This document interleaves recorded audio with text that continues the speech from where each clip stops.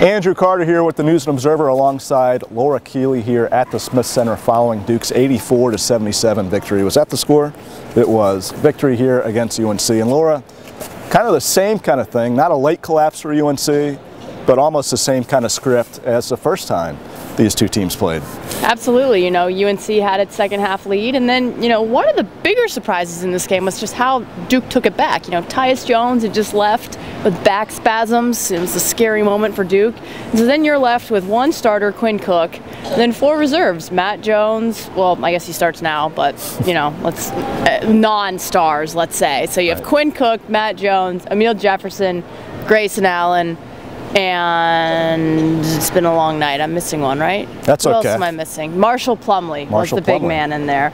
And so those guys were facing a 3-point deficit, and it was Matt Jones who hit a step-back three, you know, kind of faked out Theo Pinson to give Duke the lead permanently. And by the time those guys left the floor, Duke had a 5-point lead. Then you had guys like, you know, Tyus Jones doing his late game thing, and Okafor came in that finished strong. But yeah, you know, it was kind of that unheralded group that gave Duke back the lead for good about midway through the second. Right, and after Matt Jones makes that three, Duke never trails again. And the thing for UNC was in this game, as we've seen so many times before, at Louisville, this team led against Virginia at home. This team came back almost all the way against NC State and took the lead, then faded.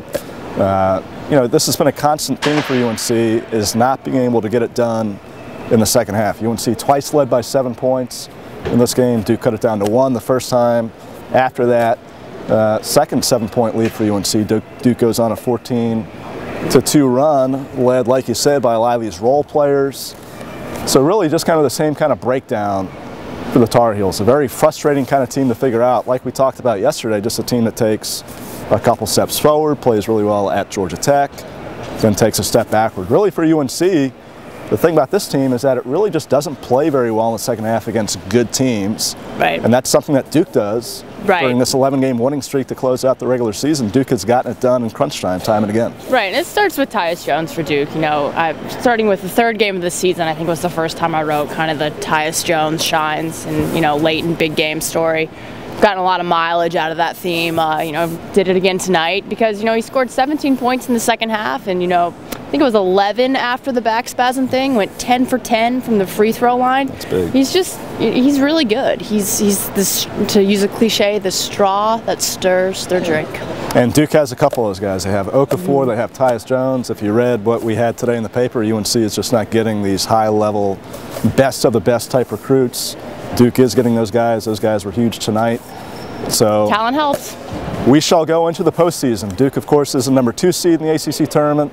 UNC will be the #5 seed next week in Greensboro. We will see you there. For Laura Keely, this has been Andrew Carter. Thank you so much for watching.